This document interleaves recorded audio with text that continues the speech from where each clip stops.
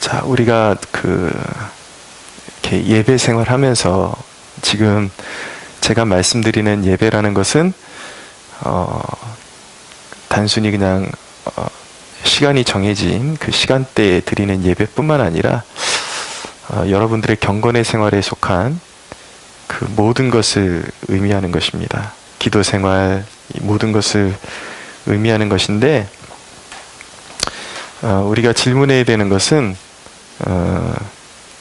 우리가 어디까지 예배해야 되느냐, 또 언제까지 예배해야 되느냐, 그 질문에 대한 답을 오늘 말씀을 통해서 얻게 되는 것입니다. 차가 우리가 이용하는 그 자동차가 달달거리고 언덕을 올라갈 때에도 원활하지 않고 길길대면 이제 폐차해야 될 때가 된 것입니다. 마찬가지로 우리 영혼에 힘이 없으면 영혼이 늘 이렇게 처져 있고 힘이 없으면 육신까지도 영향을 받고 결국은 인생을 달려갈 힘과 동력을 잃어버리게 되는 것입니다. 근데 우리 영혼에 힘을 불어넣는 것이 우리 인생의 승리의 관건이에요. 어떻게 승리할 것이냐, 어떻게 승리할 것이냐. 우리의 영혼이 힘을 얻으면 새 힘을 얻을 수 있습니다. 그러니까 사도 요한이 내 영혼이 잘된 같이 내가 범사에 잘되기를 원한다 라고 말한 것처럼 우리 인생이 풀려가는 그 시작점이 어디냐면 바로 영혼이라는 곳입니다. 근데 영혼이 어떻게 새 힘을 얻을 수 있는가? 은혜 받으면 새 힘을 얻을 수가 있습니다. 은혜 받으면. 어저께 우리 새가족 새로 등록하신 성도분 한 분을 이렇게 신방을 하면서 그분이 은혜가 뭐예요? 은혜 받는 게 뭐예요? 그렇게 물어보시더라고요. 그래서 참 은혜 받는다라는 것이 이게 표현하기가 그렇게 쉽진 않습니다.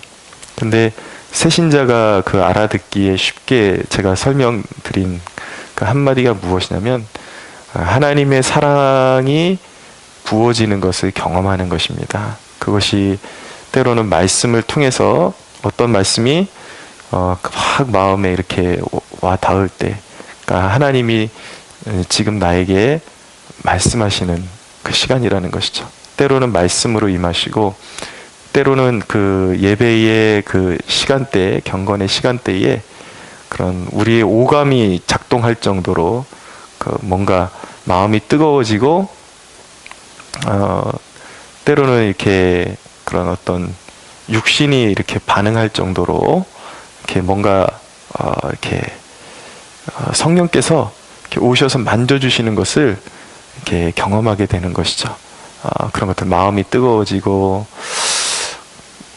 그러면서 깨달아지는 것이 무엇이냐면 말씀이 깨달아지고 이런 것들을 통해서 내가 십자가에 못 박히신 예수 그리스도를 통해서 내가 하나님의 사랑을 받은 자구나.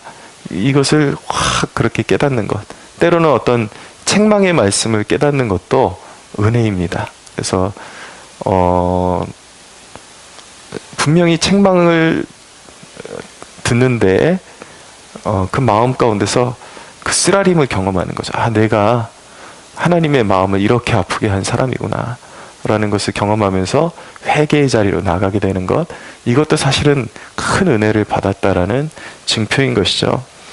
이렇게 경건의 자리에서 하나님의 사랑의 부으심을 경험하게 되면 그것이 우리의 영혼을 새롭게 하는 그러한 능력으로 나타나게 되는 것입니다.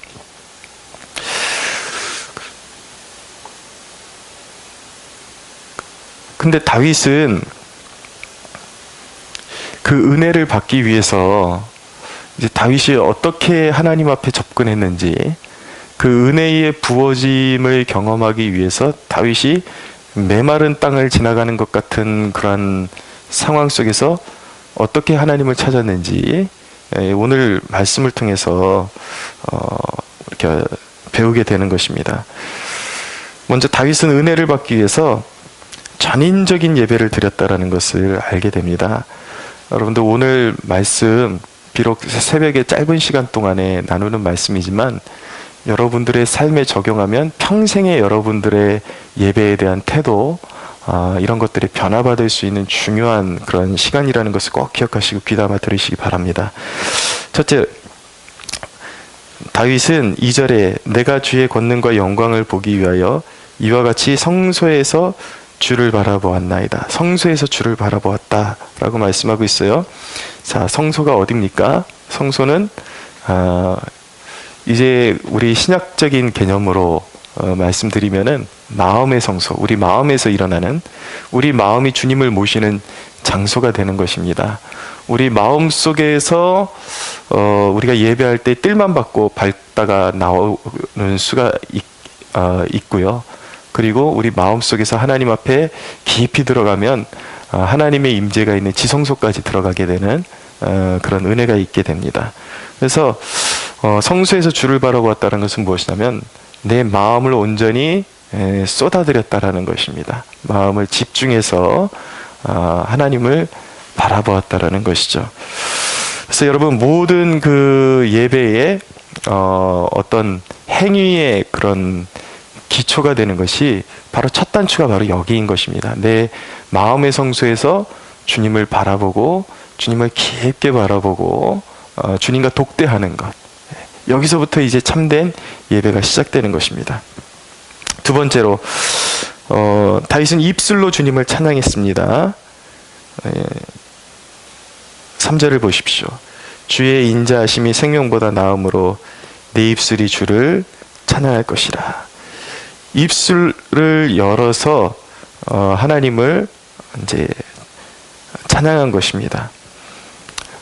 우리가 찬양할 때도 그냥 이렇게 넋놓고 부르는 것보다 사실은 우리 찬양의 가사 하나하나가 우리가 마음을 담아서 하나님 앞에 고백할 때에 그것이 정말 진실한 기도가 될 수 있다라는 것, 하나님 앞에 향기로운 그런 예물이 될 수 있다라는 것을 우리가 알아야 하는 것이죠. 그래서 여러분들의 기도 생활에 이제 진보를 이루시려면 여러분들의 개인 기도 시간에도 그냥 기도로만 달리기보다도 충분한 하나님 앞에서의 시간을 가지고 기도하다가 어느 순간에는 이 찬양의 가사를 좀 이렇게 마음에 새겨보면서 찬양으로 하나님 앞에 고백하면은 그것이 아주 훌륭한 하나님 앞에 향기가 됩니다. 또 하나의 기도가 되는 것입니다. 그래서 이 하나님을 찬양하는 것, 입술을 열어서 하나님을 찬양하는 것이 정말 그 기름 부음 있는 예배의 그런 요소가 될 수 있다는 것을 우리가 알게 되는 것입니다. 세 번째로 보면 4절을 보십시오. 이름으로 나의 평생에 주를 송축하며 주의 이름으로 말미암아 나의 손을 들리이다. 여러분, 우리 몸의 기관들이 훌륭한 예배의 도구가 될 수 있다는 것을 꼭 기억하십시오. 그러니까 우리 그 전통적인 예배의 습관에서는 굉장히 수동적인 그런 예배가 되어버릴 소지가 있습니다. 그냥 꼿꼿이 앉아가지고 아무런 반응도 없이 그렇게 예배드리는 것은요, 사실은 일방적인 예배죠. 근데 하나님은 소통하는 예배가 되기를 원하세요. 그리고 우리의 몸의 행동이 하나님을 간절히 찾는 어떤 그 제스처가 될 수 있다는 것, 훌륭한 예배의 통로가 될 수 있다는 것. 그래서 여러분, 제가 강조하는 것을 늘 귀담아 들으십시오. 그러니까 예배는 소통이에요, 반응이에요. 그래서 늘 말씀드리지만 이렇게 말씀이 선포될 때에 아멘으로 반응하는 것, 이것 참으로 중요한 것입니다. 예배는 하나님 앞에 내가 어떻게 반응하느냐가 이제 승리의 관건이거든요. 그래서 여러분들한테 제가 아멘 하십시오, 아멘 하십시오. 사람들 사이에서는 그런 말들이 오가더라고요. 사람들이 제일 싫어하는 게 뭐냐면 목사가 단위에서 헌금 내라고 말하는 것, 그리고 아멘 하라고 하는 것. 사람들이 그걸 표현할 때 그러더라고요. 아멘에 미친 목사들이다. 근데 어쩌다가 저는 이렇게 오늘날 그리스도인들의 심성이 이렇게 삐뚤어질 대로 삐뚤어졌는지 저는 도저히 알 수가 없습니다. 아멘으로 화답하라는 것은 우리의 신앙생활의 순종의 가장 걸음마와 같은 첫 단추예요. 제가 지난번에 한번 말씀드렸지만은 여러분들이 순종하겠습니다, 순종하겠습니다, 그렇게 늘 말은 하지만 여러분 그 첫 단추를 어떻게 깨는지를 보면은 그 사람이 진짜 순종할 사람인지 아닌지를 알 수가 있습니다. 단에서 선포되는 말씀은 하나님의 말씀이고 분명히 성령의 임재 가운데 하나님을 이렇게 하나님의 심부름꾼이 돼서 제 이야기를 하는 것이 아니라 목회자의 이야기를 하는 것이 아니라 하나님의 말씀을 대언하는 자리인데 그 자리에서 아멘 하는 것조차도 귀찮아 가지고 그냥 목회자가 아멘 하십시오 그러면은 아주 그냥 귀찮다라는 식으로 이렇게 표정을 짓고 있고 그런 것 하나 순종하지 못하면서 이 말씀을 순종해야 우리 영혼이 살고 우리의 삶이 사는데 여러분 생각해 보세요. 그 말씀이 선포되는 그 순간조차도 마음에 불신이 가득 차 있는데 그것을 여러분이 세상에서 그것을 말씀을 실천한다라는 것은 이거는 정말 그 누구도 믿을 수 없는 그런 하나님을 향한 모욕인 것입니다. 그렇기 때문에 여러분 예배라는 것은요, 예배의 기초는 아멘으로부터 시작하는 거예요.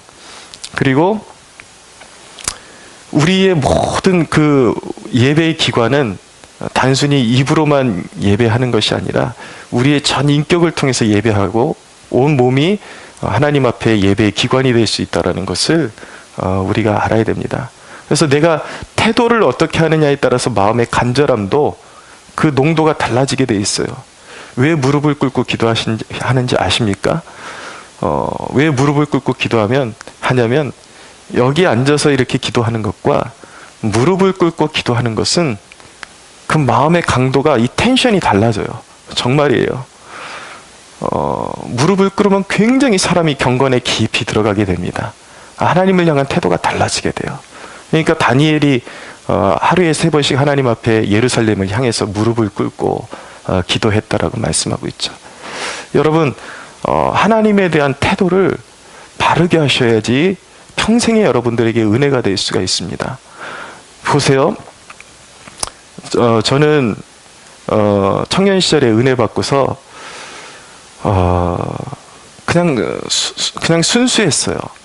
이것이 목회자가 단위에서 자기 말 하겠지 아니면 이런 그런 추호의 의심도 없이 이 목회자를 통해서 분명히 나에게 하나님이 말씀하신다라는 그것을 믿었기 때문에 매번 그러진 못했지만 그 예배의 분위기도 있고 그러니까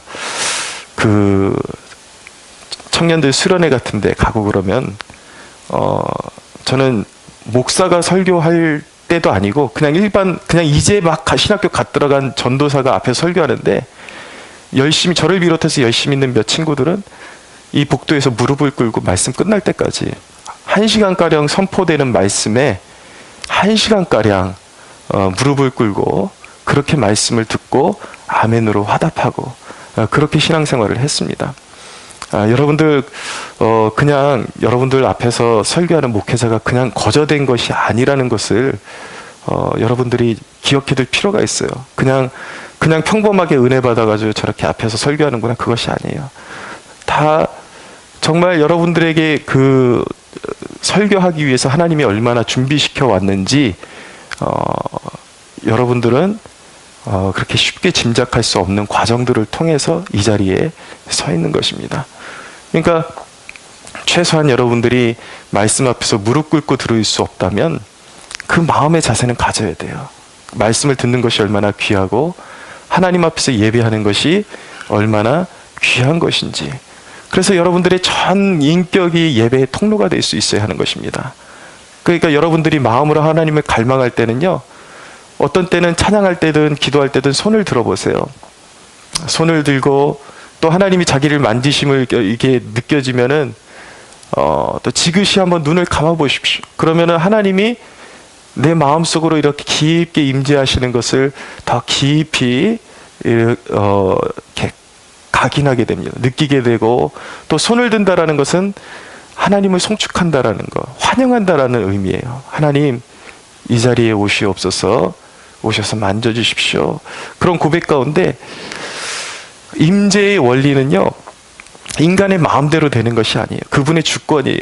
그분이 임재하실 때 임재하는 건데, 그러나 우리가 할 수 있는 것은 무엇이냐면 최대한 하나님을 기쁘시게 해드리고 갈망함을 올려드리면 그런 것입니다. 그냥 누군가가 어떤 볼일이 있어서 지나가는데 그냥 이렇게 맹하게 있는 사람한테 찾아가서 악수할 확률보다, 정말 어떤 사람이 내가 지나가고 있는데 어떤 사람이 막 그 애다른 표정 가지고 나 좀 한 번만 봐달라고 그렇게 막 손짓하고 사인하고 여기 있다고 나 좀 봐달라고 그러면요, 그 사람한테 갈 확률이 확률적으로 훨씬 커지는 거예요. 임재도 마찬가지인 것입니다. 왜 하나님께서 사모하는 영혼을 만족해 하신다고 하는가?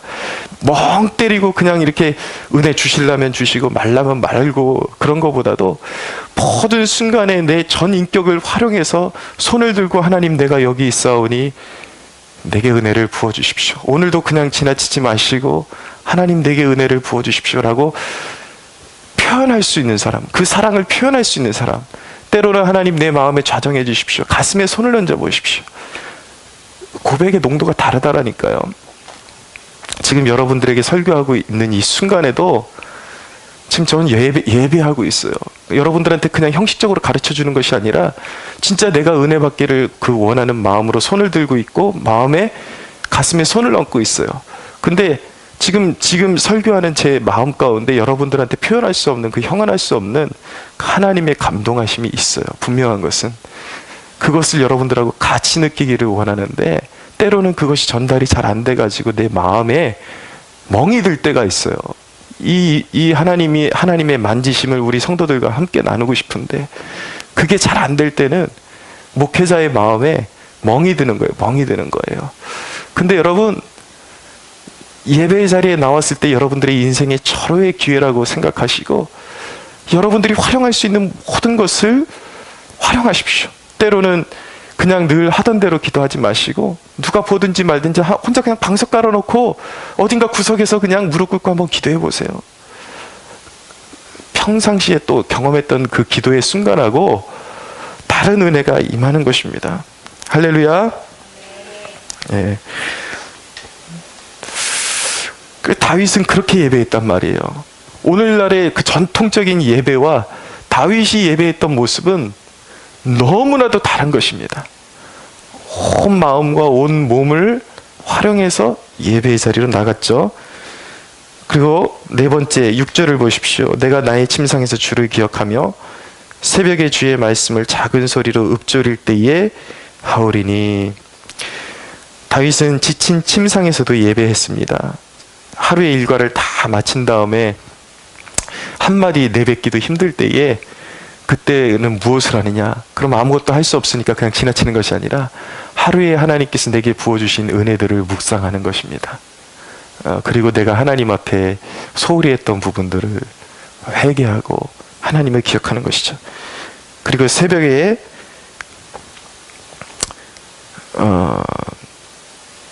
주의 말씀을 작은 소리로 읊조릴 때에 하오리니라고 말씀하고 있는데, 자, 새벽에 말씀을 읊조렸다라고 말씀하고 있어요.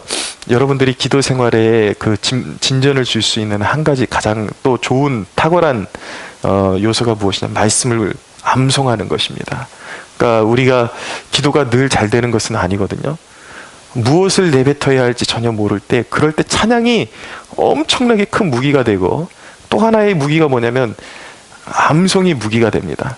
그럼 내가 하나님을 향해서 뭘 어떻게 고백해야 될지 모를 때에 말씀을 암송하게 되면요, 하나님의 신실하심에 대한 그 각인이 내 가슴 속으로 싹 들어옵니다.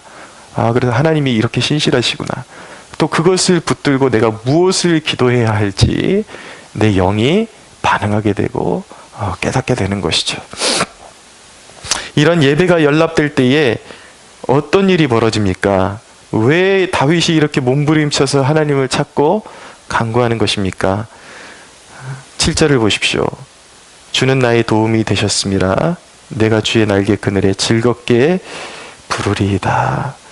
예배가 연락될 때 일어나는 일이 무엇이냐면요, 하나님의 붙드심을 경험하게 되는 것입니다. 말로 표현할 수 없는. 그러니까 예배가 하나님 앞에 연락되게 되면은요, 확신이 부어집니다. 확신. 어떤 확신. 근데 이 하나님이 부어주시는 그 확신은 그 마음이 그냥 이렇게 상쾌하게 됐다라는 그 이상이에요. 그러니까 그냥 마음의 위로받기 위해서만 나오는 건 아니잖아요. 실제적인 그런 변화가 있어야 되는데, 우리의 마음에 확신이 부어진다라는 것, 은혜, 이게 아까 말씀드렸던 은혜 받았다라는 것이거든요. 은혜 받으면 하나님의 사랑이 부어지는 것을 우리가 느끼게 되고, 그것을 확신하게 되면 마음이 굉장히 든든해집니다. 마찬가지, 여러분들이 막 배에 고프고 굶주릴 때에 여러분들이 원하는 음식을 배불리 먹으면 갑자기 포만감이 확 올라오잖아요. 그것처럼 세상에 막 비천하고 졸이고 두려워하고 염려하고 미워하고 상처받고 이랬던 마음이, 그리고 누군가가 오늘 어디 가서 누군가와 마주칠 일이 너무 두렵고 그랬었는데, 이 확신이 생기면 갑자기 마음이 확 뭔가 이렇게 아주 견고한 성루가 된 것 같아요. 여러분들이 기도 생활하면서 제가 이 단어 사용하는 걸요, 꼭 기억하십시오. 제가 단어 하나하나 사용하는 것까지 여러분들에게 체감이 될 수 있도록 선택해서 단어를 사용하는 거예요. 확신이 임하면 여러분들의 가슴팍이 무슨 철판으로 두른 것처럼 강팍해진다는 얘기가 아니라 성루처럼 견고한 어떤 그런 망대를 세운 것처럼 든든해지는 느낌이 들어요. 확 뭐가 채워지면서. 그러면요, 세상을 향해서 맞서 싸울 수 있는 힘이 생깁니다. 세상을 대항할 수 있는 힘이 생겨요. 그러면은 그 예배의 자리로 나오기 전에 몹시 두려워하고 오늘 하루에 대한 스트레스와 강박관념과 이런 것들에 가득 차 있다가 갑자기 마음이 확 용기가 솟아오르는데, 그게 그냥 단순히 내 마음의 위로를 받은 것이 아니라 하나님이 내 진중에 임하셨다라는 확고한 사인인 것입니다. 할렐루야. 예. 그게 있어야 돼요. 제가 지금 오늘 말씀의 주제가 뭐냐면, 어디까지 예배해야 되느냐, 어느 선까지 우리가 예배해야 되느냐, 이 확신이 우리의 마음 가운데 들어올 때까지 예배해야 하는 것입니다. 여러분, 어떤 목사님이 자신 교회에 있었던 자매의 이야기를 이렇게 간증을 하시는데 그러더라고요. 이 음악을 전공하는 자매인데 성악으로 자기 평생의 꿈과 같은 콩쿠르에 이제 나가게 됐어요. 근데 그날따라 목이 다 쉬어버렸어요. 절망 가운데서 어떻게 할까? 주위에서 그러더라는 거예요. 너 목이 그렇게 쉬었으니까 그나마 좋은 컨디션 내려면 콩쿠르 시작할 때까지 아무 목소리도 내지 말아라. 근데 이 자매는 생각이 달랐다라는 거예요. 아니다. 이렇게 절박한 순간에 하나님을 찬양하고, 비록 콩쿠르에 나가서 내가 좋은 성적 거두지 못하더라도 내가 여기 있는 이 순간만큼은 주님께 영광 올려드리겠다. 그래서 그 콩쿠르를 준비하는 그 시간 동안에 2시간 동안이나 주 예수보다 더 귀한 것은 없네. 주 예수보다 더 귀한 것은 없네. 이 찬양을 2시간을 쉰 목소리로 계속 반복하는데 2시간쯤 되니까 갑자기 목소리가 확 트이더라는 거예요. 그래서 콩쿠르를 나갔는데 어떻게 됐게요? 대상을 받았습니다. 대상을. 할렐루야. 예. 글쎄요, 하나님 뜻이 있었기 때문에 대상을 받았겠죠. 모든 경우에 대상을 받는 건 아니겠지만 우리의 삶의 기준점이 어디에 있어야 되는가? 모든 상황 가운데 패배의식으로 점철된 인생을 살 것이 아니라 설령 순교의 자리까지 나간다 할지라도 내가 세상에 대해서 주눅들지 아니하리라. 내 입술로 내 마음으로 내가 살아있는 동안은 하나님을 찬양하리라.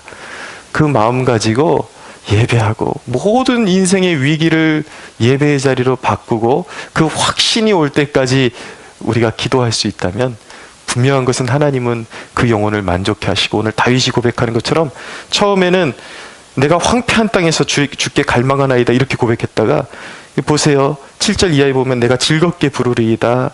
8절에 보니까 나의 영혼이 주를 가까이 따르리. 주의 오른손이 나를 붙드신, 너무 든든한 거예요. 너무. 11절에 보니까 왕은 하나님을 즐거워하리니. 이게 바로 기도의 능력이에요.